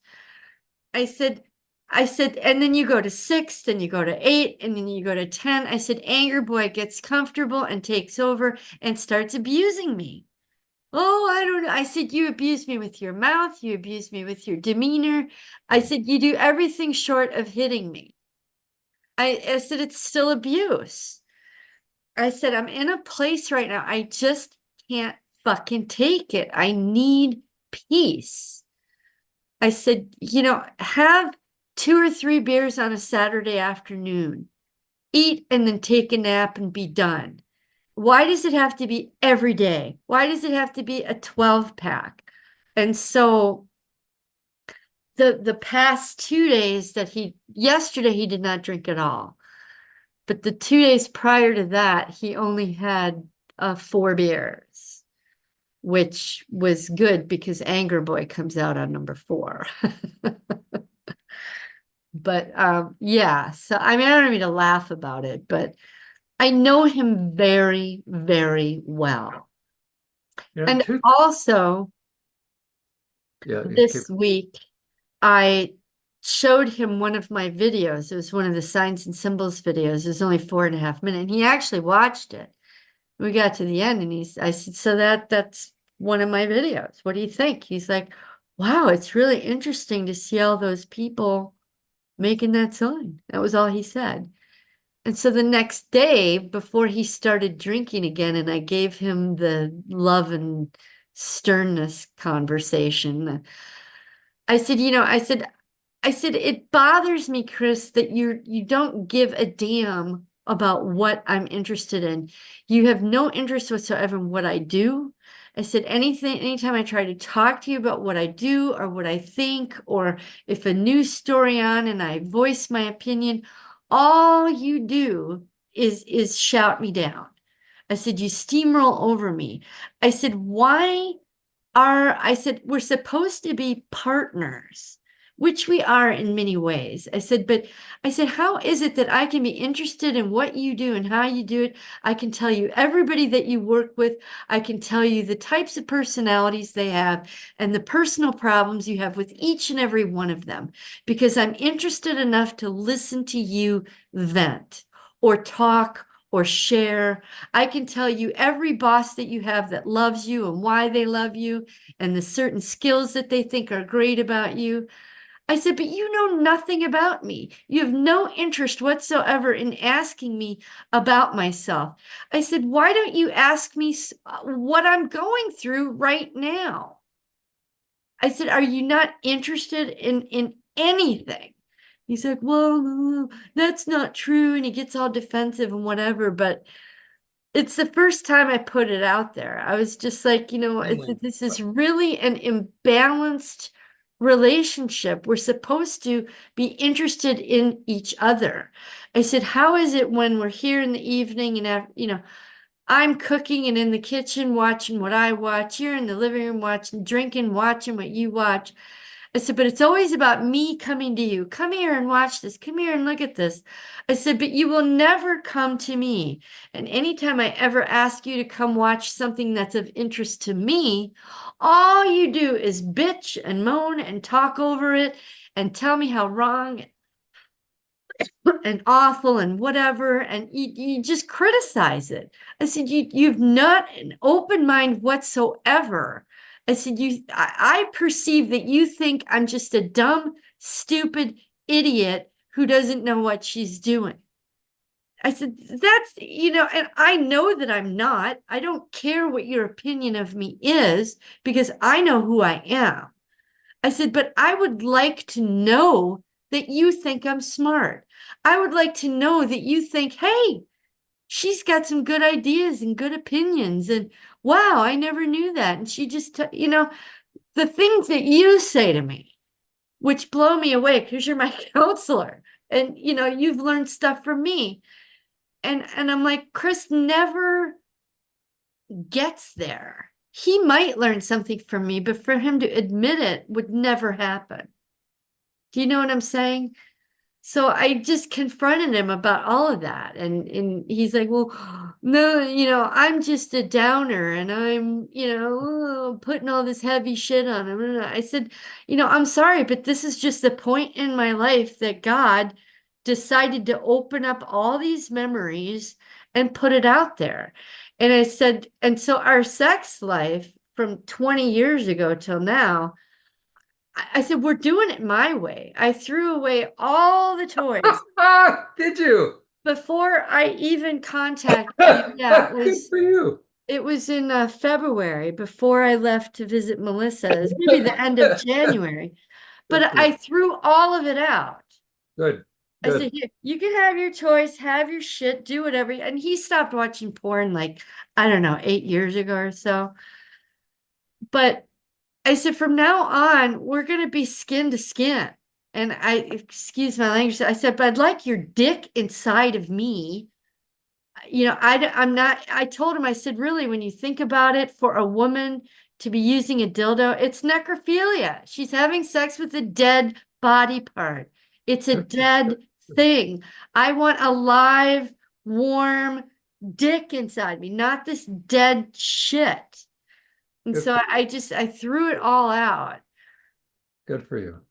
And so, yeah, the other day he said something, everything's changing. I said, not every, I said, but we did our life the way you wanted to live our life for 20 fucking years. I said, we're still here.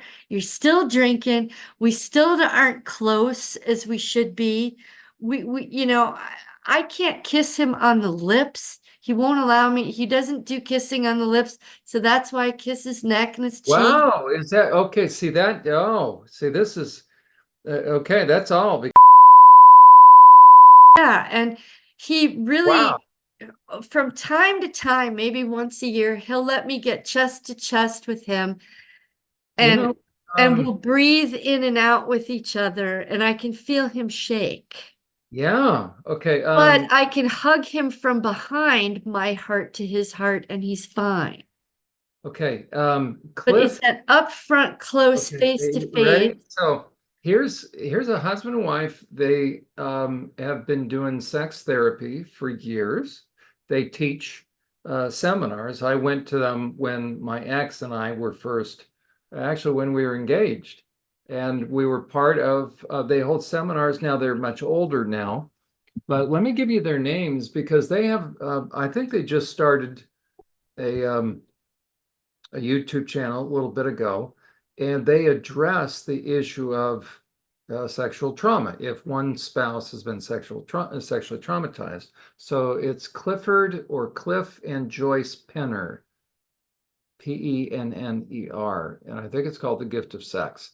But they have a website. Penner. Yep, she's an RN and he's a psychologist.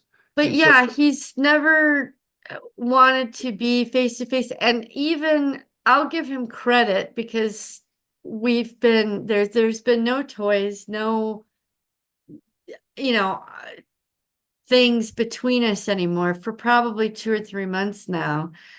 And one time, we were actually on the bed together instead of in the shower, but because being in the shower is like safe for both of us kind of yeah, thing. yeah. But we were actually on the bed and he was inside me. And I remember I looked over and he said, don't look at me. So Wow. I took a pillow and I stood it up so I couldn't see him. Okay, so Because he so was like beside me kind of so thing. this will be an interesting. So here's some therapy. If he's open, and you can challenge him, say, listen, Well, yeah, I don't know if that's just going to be like way more than he can bite off right now. I know that. But okay, I'll take a watch some of their videos and see uh, maybe. the goal will be, well, because in the first part of their seminar, it's usually a Friday night, all day Saturday. And they would give the couples homework that night, which was to go have, um, the goal was not to complete any sex act. It was just to get To used be to just intimate. skin to skin. Yeah, yeah. See, he's And fine. eyeball to eyeball. Yeah, see, he's fine. If I could cuddle him, like he'll be laying on his bed watching TV and I'll go behind him and I can cuddle him all day long. That's fine. But for us to be face to face, skin to skin, it's just too much. And in 20 years, I told him, I said, that's the kind of sex I want. I want that love. I want the connection. I want the bonding because I've had the other nasty crap. Well, he Yeah. couldn't do it. And so I brought Kitten alive, and Kitten did her thing for years and years. And I just got burned out. And I think I was like, maybe 50. And I'm like, Chris, I'm 50 years old. I don't want to be doing this bullshit anymore. Yeah. And still he couldn't. And now I'm just like, you know what? Enough. 20 years. You've controlled our sex life for 20 years. And it went further and further and further away from where I wanted it to be. I said, Right. so now it's my turn. I'm taking over. And if you can't handle it, then we're just not going to have sex. I Good. said, but I'm not going to be some, Good. sex kitten. I'm 58 years old, for God's sake. I'm not going to wear these outfits and use toys. And I said, I want my husband to love me. Good. I want that affection. And he knows that he can't do it or won't do it. Well, until he breaks through this issue. Right, right. And it scares me too. Um, which, years ago, the it's like the more he could demean and belittle me, somehow I got uh aroused by that. Yeah. No, And and that that makes comes from sense. these parts. Well, Yeah. at a certain point I was like, that's enough. I don't want this Yeah. demeaning bullshit. Anyway, so I'm thinking, well, okay, I can live with that because there's not porn, there's no toys, there's no games, there's no parts. He used to always want to imagine other people there with us, and I put a kibosh on that a while ago. He'll say, oh, well, yeah, imagine you and X, Y, and Z, like 2 or 3 men. And I'm like, no, I'll stop him. And I said, it's just you and me. Good You for you. can imagine whatever you want to imagine, but in my mind, it's just you and me. Good for So you. I'm making him do it my way. I said, I've tried But it what your you're way. doing is you're bringing him present. Yeah, I said, I've tried it your way for 20 years and I'm just not satisfied. It's not taking us to a good place. I said, we keep going downhill. I said, Good. I want to climb up the hill. I'm done with this degrading shit. I Good. said, let's have sex the way God intended it to be. Two Good. people loving each other. And he's way not there. And it does make me a little nervous to be eye to eye. I can for a little bit, but not a whole lot. It'll be really powerful therapy for the both of you. But Okay. what's nice is what the Penners will talk about the first night of the seminar. They say, now, we want you to go home. You're in bed together, but you're just laying side by side. Yeah, facing each other. Well, kind of shoulder to shoulder at first, Oh, okay. Yeah. but naked. Oh, okay. Um, Meaning but. That was but, comma. But Right. and then it'll be one being able to give the gift of touch to the other person, Mm-hmm. knowing that, and the Penners now will start to address what happens with trauma. And so it's really reworking the traumatic, it's unworking the traumatic response. It's Yeah, and you have to somebody back confront to the it point or where it'll they can, never go. there you Yeah. go. And so little by little, it's that healthy desensitization. It's just changing the script. Yeah, it's reprogramming. Like they 100%. Pavlovian trained us. Right. Like I said, I ought to be able to orgasm thinking about washing dishes if you train That's right. yourself that way. So part of the goal then would be, um, for instance, you being able to be on top of him, you looking down eye to eye, and he has to, and in a way, maybe no motion. So he's inside of you and you're just sitting. So he has to, I mean, talk about neural programming. Well, I can do that. I can sit on him. It's been a long, long, long time, but he prefers me to spin around and Yeah, be. no, this is all going to be eye to Yeah, eye. but I have done that. Yeah. Yeah.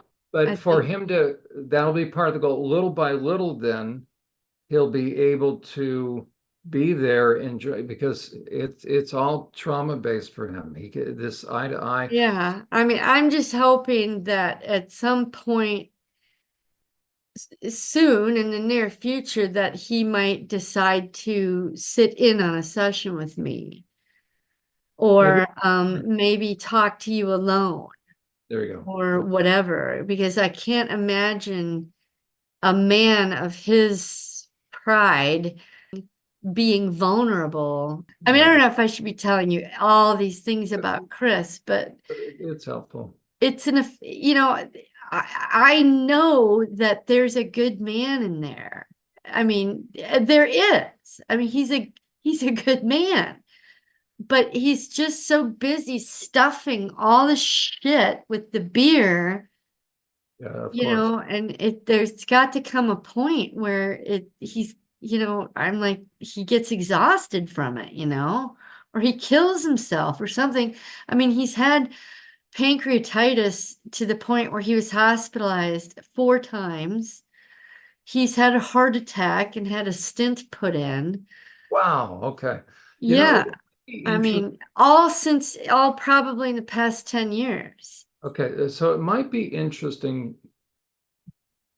I'm just kind of going with my own intuition here. Um, when things during a brief window when things are calm, to be able to reference something along the lines of, Chris, deep down inside, you probably don't believe it, but I want you to know I view you as a man of honor. And that's the man that I was attracted to, and that's the man that I want to have as my husband.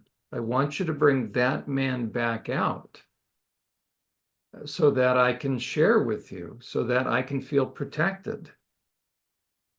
Yeah, because that's the thing you can bank on, that since he became the right reason. So Alan's typically correct, right? You want a psychopathic person, but or really what you want is somebody that has honor. Those Boy Scouts. As a Yeah. matter of Yeah. fact, Yeah. there's a I mean, there's a movie. There's a movie with. that's all that I have ever told him for Did you see the years. movie? Did he see the movie about Navy SEALs? It was back in 2012. Oh, I'm sure he sees them all. Because Um, that would be a really good one because it also shows them as family guys. oh, maybe not. No, he I'll, always watches the war I ones. can find it because that would be really good for the two of you to be able to watch together because it shows these guys going home to their families. Yeah. Yeah, maybe.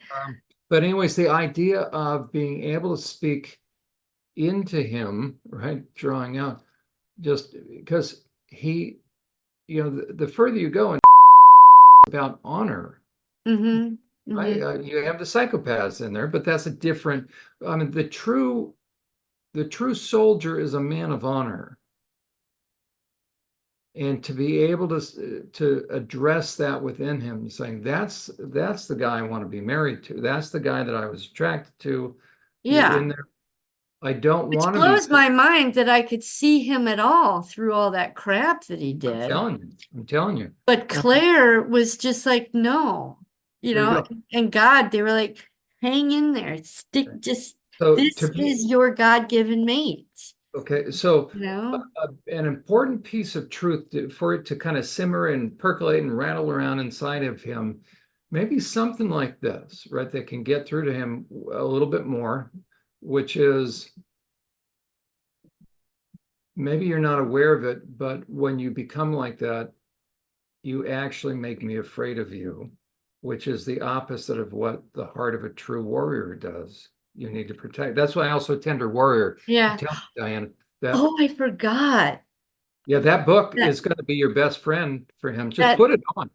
I will, that night that he was telling me about the abuse and then affection thing after we watched the video and told me about the kill that he did and he cried and all that. He said he liked you. He said, I like Jon. I was like, oh, good.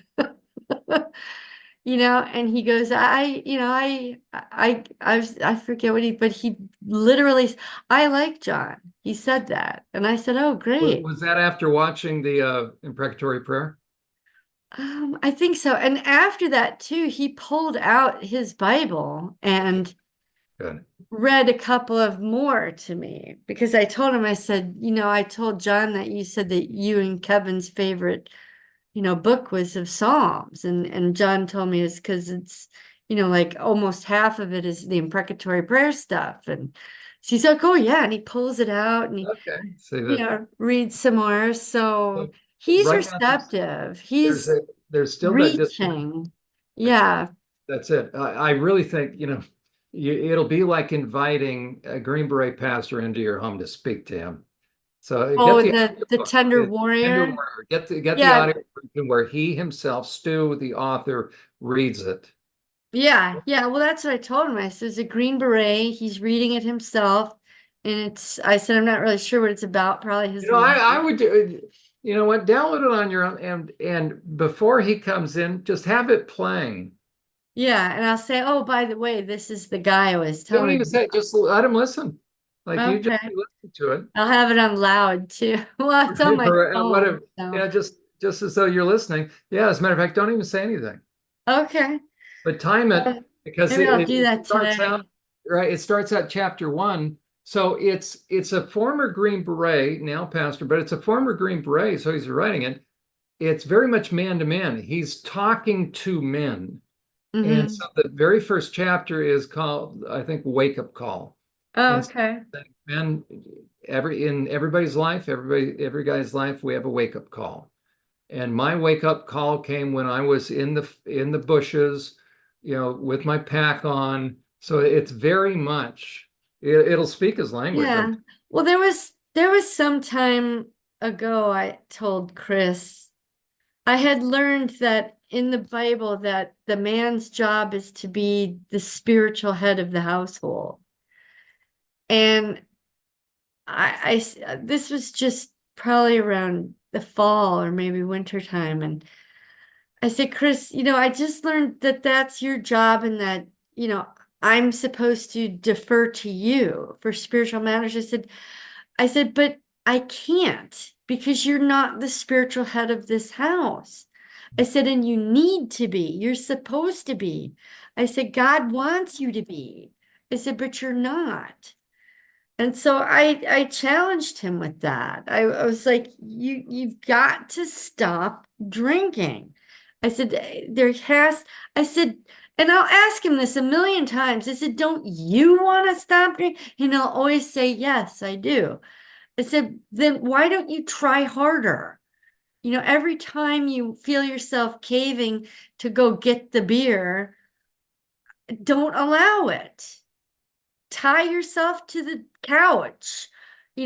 Come talk to me. Do whatever. Oh, this will be Or I interesting. said, when you do find yourself standing in the store grabbing the 12 pack, don't allow it. Get two. Okay, Get a ready? 6 pack, or I said, you just don't seem to be challenging yourself that much. Okay, let's try. He, he cuts himself slack a lot. Okay, ready? But I'm going to reframe it now. Just ask the Lord for wisdom with this, because And think then I about make him feel like a loser or it. something. And I don't mean to do Right. that, but But it's a semantic game. right. Yeah. So ask the Lord for wisdom with this. So it's going to be timing, because the one thing you have going with him is he. He's so proud of that. That's like, Now, so what that means is twofold. That's why this book's going to be, do the timing. Just before he walks through the door, just put it on and just be doing the dishes, or you know what, maybe doing something with your plant, or just drawing, but have yeah, it going. just farting So, around. Yeah. so it's not, as far as he knows, it's not a setup, but of course it is, right? So you just have it Yeah. playing, and trust me, don't say anything, because he will not be able to listen to Stu Weber, the author, reading it without, it's going to be a few moments he's going to be engaged, I'm telling you. Okay, good. Okay, Okay. so it's a I'll grand do it setup. today. I'll do it Okay, today. yeah, no, it's a grand set. Stu is very engaging. Okay. And the whole first part, and that's the theme. He's talking about the heart of a warrior, the heart of a man. And it's just beautiful. So, but the idea, so the one thing you have going for you, bless your heart, look at all the stuff that you, but here's the knowledge that you can just, as you're guiding, your northern star with him is this. You either have psychopaths that go into or true warriors, which meaning protective. Okay. Yeah, like God's warriors. And I Okay. tell them that all the time. I say, you're a God's warrior. There you go. So it means they have a code of honor. And the one thing everybody knows is this. They can deny themselves to a point of death. So the alcohol to him, he knows it's a moral flaw and he hates it. So maybe just tweaking, we'll find out, but something along the lines of, Chris, I want to talk to the in you. I know. Would not be drunk every day. Oh, no. Ready? We're just going to do semantics. I know that there's no obstacle that gets in the way that can't be overcome by heart. Yeah, yeah. I've tried that, but not that way. So, right, it's just reframing. That's, It's like, it's yeah. not like, and I'm not faulting It's you whatsoever. appealing to There you the, go. It's going to be, it's like sales in a way, but it's reaching down in the heart. You're reaching back to, you're bringing out both, never say die, meaning there's nothing he can't do, no obstacle. And then who is a protective warrior.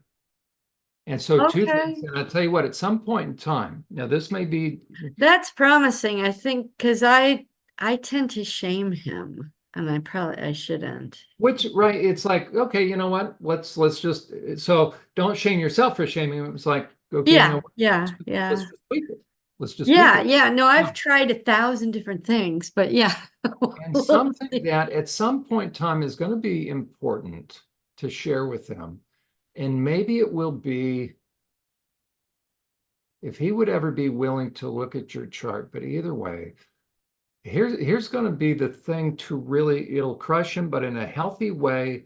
But I tell you what, it's going to make all the difference for Oh him my to God, John, I forgot to tell you something. Go ahead. I'll write it down so I don't for forget him to again. know and see bump, and that he did that. My hunch is he doesn't remember. Right. And Yeah, yes, sorry. Do you remember I told you that Chris said to me that he, I, from time to time, thinks I'm going to be standing over him in the middle of the night and kill him? I remember I did that. Not obviously I didn't kill him. One of my parts, actually Frick and Frack and Pumpkin. It was way back in the beginning when Chris would keep me up for hours on end and I would be sleep deprived and upset and Chris would finally eat and pass out and he would snore like a freight train. But I couldn't go to bed. I couldn't fall asleep. Granted, we were in 2 rooms by that point. I could not. I was so hyper vigilant and alert. I could not drift off until I heard the freight train start snoring, right? Well, I don't think I know. They told me, they said, well, we have gone out there and stood over him and told him what we could do to him. And they told me that every once in a while, Chris woke up and we would tell him, they gaslighted him, like my dad gaslighted my mom and said, you're not seeing this, go back to bed. This is a dream. Go back to sleep right now. They commanded him back to sleep. But they stood over him and let him know, if you don't get your shit together, we can fucking take care of you. So that was true. I didn't know that until last night. that'll be interesting. Okay, there's so many next. Are you kidding? Yeah, this is funny, Diana, right? There's so many next level. Hopeful, I tell you And what, that was a total loss of time. you may want to Total. share that with him. I hope he gets to a point where he's willing to have you show him My your. part. Well, and that's what I was thinking. If I tell him, yeah, I'm a trained killer, just like you, except I was trained I at think five. you'll find it He's very, gonna he's gonna be competitive. Oh, bullshit. And right. I think that's why I've always been able to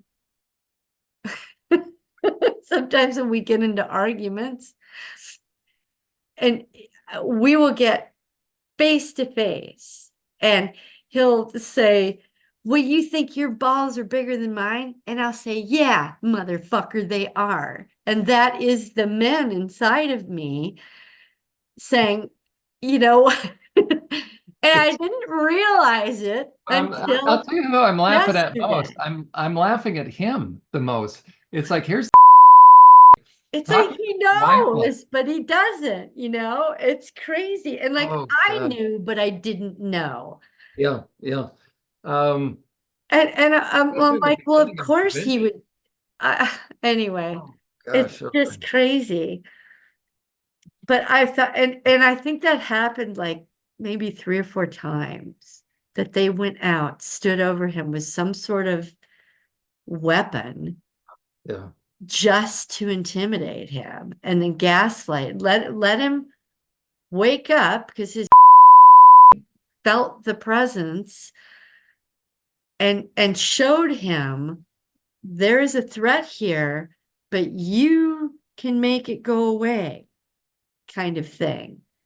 But freaking Frank, I couldn't believe it when I remembered that. I was like, oh my God, he was right. Because every time he said that, I'd think, you're crazy. I would never do that. I would, blah, blah, blah, blah, blah. And because he was a drunken stupor, he didn't remember it either. You know what I mean? So I'm like, it kind of serves him right, is what I'm thinking. What it does. Um, But yeah, I think I've taken out his knives and held them over him. And I think, um, yeah, I think maybe just knives. I don't really see anything else, but who knows what, these guys are going to let me know. I'm blown away at the mind and what it does and how it operates. And I can't thank you enough for teaching the parts map. Oh, I did something else too. I took weeks ago, I sent Emma an email to ask her if she had a copy of the parts map. She never responded. oh well, I'll send that to you. So I took yeah, I'd love an Oh, original. let me But I send it. took your parts map and I started Perfect, putting the perfect. names on in the slots. Well, then I will, So I know who's the pessimistic one, who's the there you go. anxious There you one, go. Those are just who's kind of categories that they'll fall into. yeah, I don't know if you could see that, but For sure. I Yeah. started adding names onto it.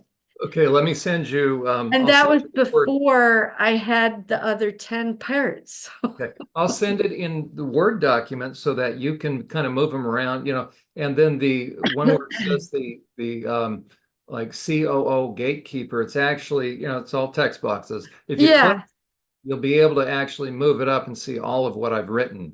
yeah, that's what I'd love to have. So I'm Yeah. glad I remembered to Let me bring send that it to up. you. I'll But send it over here just in a few but minutes. I was just blown away that I not only did that, but used the techniques I observed used on myself and my mom and others on him. Now, I made conscious choices to never do that because I don't like one time I was playing a board game with my girlfriend. She was the cutter.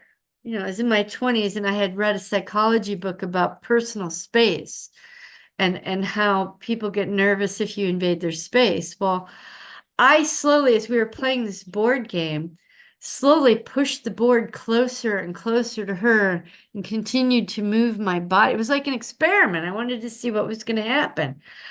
And she started getting more and more nervous, more anxious, more upset. And I don't know, I think I was like taunting her a little bit. And finally it blew up at the end, and I admitted to her what I had done, and she was furious that I would do that to her. And I realized how bad that was. And I promised myself at that point I would never do that again. Never cross lines like that to manipulate somebody. I thought, yeah, it proved to myself that, yeah, it's real and it's correct and it works. So obviously other psychological stuff is going to work too, but I didn't like the underhandedness of it. It was just unethical. And I said, no, I'm not going to do that anymore. But so I think that's probably, I mean, but that's a freaking fact. I mean, they used those techniques. Yep, I'm yep. like, well, that's not cool, but it was necessary, I guess. It That's the first time I recall that's good. as an adult a lost time moment. And I just assumed I was asleep in bed. But they got my ass up and went to business. I mean, imagine if they were out of control, they could have killed him. I could be in jail right now. So I think, well, who is the other parts that kept shit under control? You know what I mean? Thanks for that. Sarge may have stepped in. Who? Sarge. Oh, yeah. Sorry, yeah, Sarge wouldn't want to go to jail, but I think, yeah. So it's just crazy. I'm like ashamed to admit it. Like, oh Yeah, my but God. it's But I'm also not. I'm like, he needs a wake-up call. He really does. And to find out that no, you weren't dreaming, that was real. He might, I mean, I don't know, should I tell him these things? I think when the time is right, Okay, yeah, but because that'll help eventually. because that'll unnerve him right Yeah. now. Well, Yeah. and then if he wants to know about your internal system, you'll be able to Yeah, show. true, huh? Yeah. Well, Diana, why don't I pray? And then Okay. I'll make sure I send this over to you. Okay. Thank you. Yeah. So Oh when you, yeah, all the parts maps because I need the evolution of the thing. oh Yeah. yeah, okay. I'll send that one Okay. over. All right. Okay. Thank you, Lord. Thank you that Diana and I can work together. Thank you for all the insights that she is gaining, Lord, that all the parts and that are sharing, all the memories she's getting, as difficult as these are. But the awareness regarding her inside world, Lord, thank you so much for being able to help just open her eyes to all those aspects of herself. Lord, thank you for preserving her. Thank you for bringing her through a living hell to now into an open space where she can begin to heal. Lord, thank you for preserving her through 20 years of just a very, very difficult situation with Chris. Lord, continue to work on him. Open the eyes of his heart.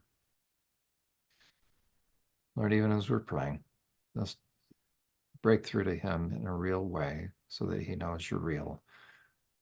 He does, but Lord, touch him and just get through to him and help him access that heart so that he can also not only treat Diana properly, but so that he can go in and rescue that part of him or that feels shameful and is shame-based. Continue to give Diana wisdom, or insight and wisdom into both Chris and how she can interact with them, but also into all these different things. I thank you for Alan and all the years that he dedicated himself to sharing truth and Diana's dedication to listening to all of that. So we know, or that you have a plan for all of us, but because Diana has gone through so much, that she will be able to be a trailblazer, showing people the way, and especially the survivors, and giving them hope. Lord, thank you that that you're not detached from us, but that you feel things very intensely. And thank you for your warrior's heart. And we'll trust that you will continue to be very present in our sessions, so that truth can emerge. In Jesus' name, amen. Amen. Thank you. You guys have the best prayers. Thank you. Well, you're doing a wonderful job. Thanks. You really are. Okay, well, when are we on next? Where's my calendar? I don't. Tuesday, 10. Okay, yeah, Tuesday. That's right. That's right. Okay. All Well, right. Well, take care and have a great weekend. there you go, and I'll send those over here shortly to you. Okay, thanks. Round and round, what comes